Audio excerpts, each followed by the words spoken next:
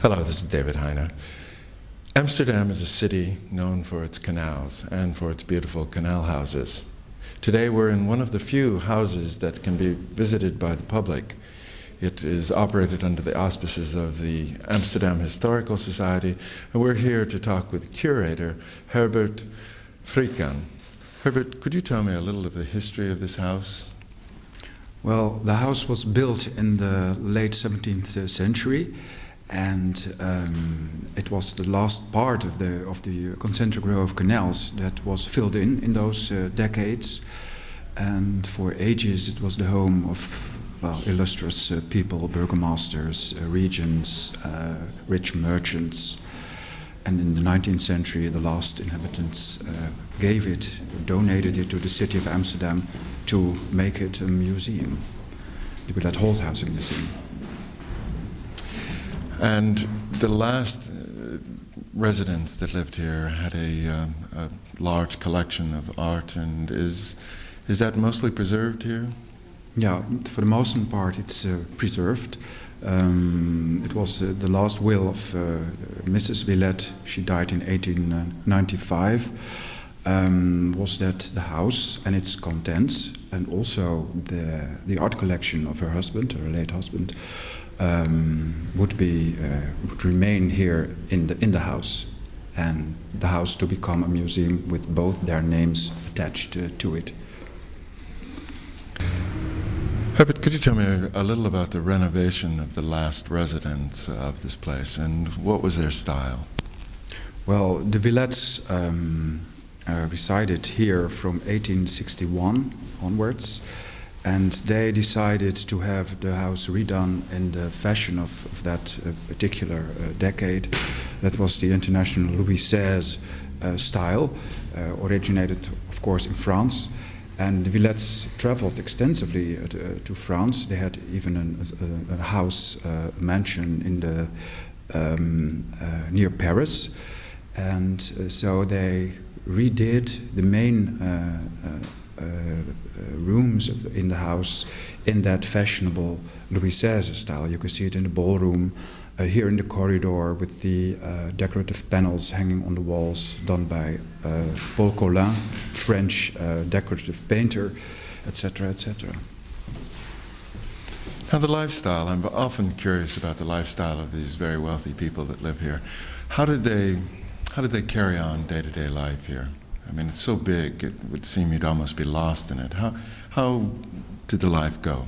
Well, I wished I knew, but for sure. But you can only guess. And you have sometimes you have diaries in which people tell what they did. Of course, very rich people, as the Willets were, had their own daily schedule. Mr. Willet didn't work; he didn't have to. Mrs. Willet had the money. And so they traveled extensively through Europe. They went to Naples. They stayed away for months. And then on their way back, they stayed for a while in their house in their French countryside. And then they came back to Amsterdam again. So it's very difficult for us to get a proper view on the daily schedule of this house, but it must have been some sort of regime, of course, with people working in the kitchen and a valet, and there was a coach house at the back of the garden. So well, you can imagine how life carried on in these houses. Sometimes a party or a bal masqué in the ballroom over there. The ladies, of course, made visites to each other, and not in the morning, of course, only onwards from the afternoon. And Mr. Willet, he was an art collector, but he also had contacts with institutions like the Royal Antiquarian Society. He was one of the first members of Arti and Amicitia, that was still existing group of artists gathering in their building, still standing on Rokin.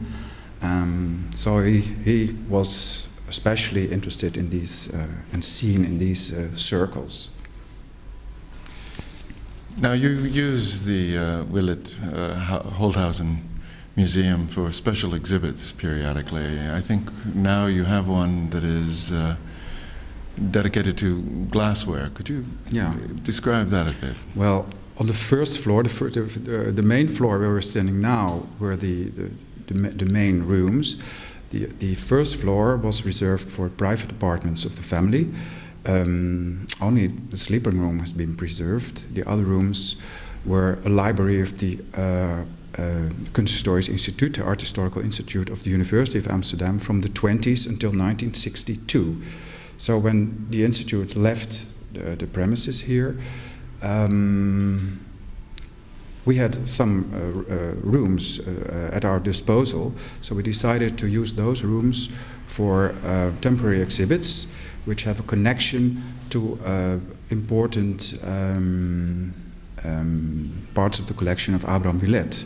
That's mainly applied art, so glass, silver, porcelain, etc. Now the glassware there is primarily from their collection then. And where was it mostly collected from? Well, one of the rooms upstairs is indeed mainly devoted to the Venetian and Façon de Venise glass owned by Abraham Willet, collected by him.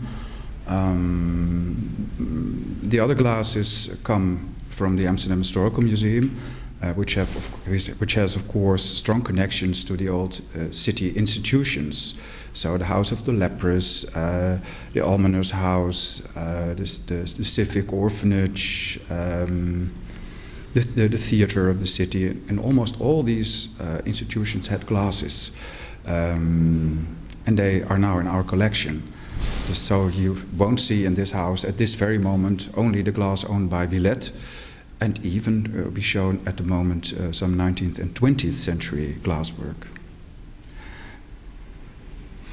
There, when I went through the glass exhibit, there seemed to be several styles that you were showing. Not only the Venice, the very florid kind of glassware, but they're developed in Germany, and then I believe also in Holland, certain kinds of engraving. Or could you describe what those might be? Well, of course, we start the exhibition with the Venetian glass, not only as a homage to Abraham Willet, but also because they are the oldest glasses in our collection.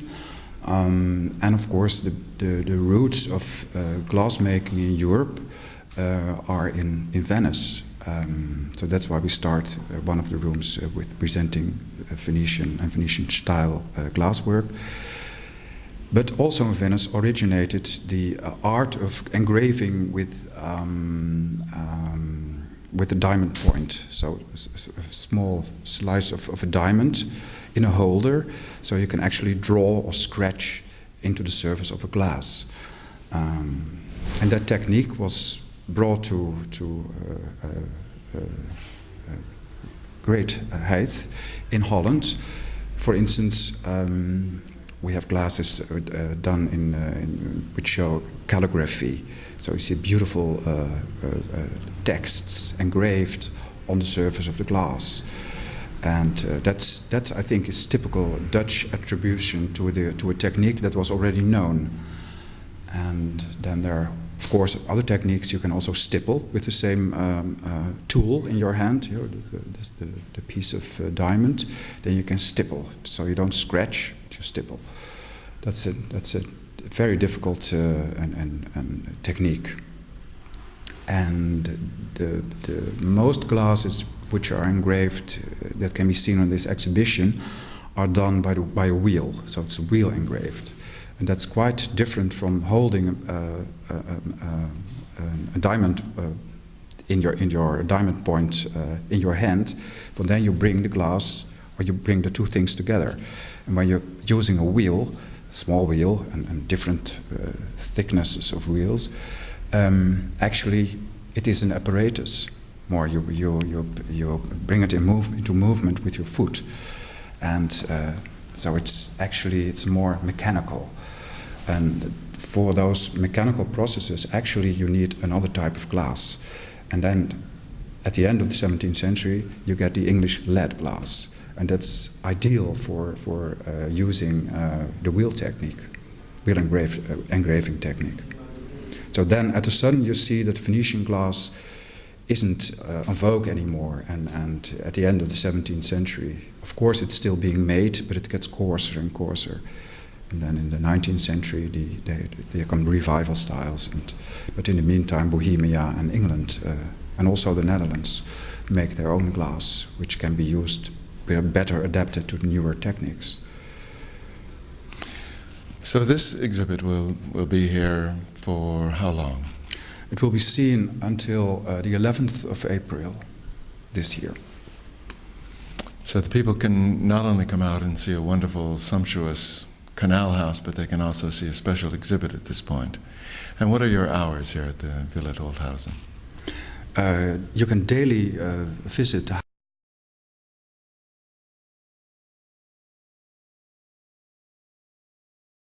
and in the weekends, so Saturday and Sunday, we open at 11 and are open until 5.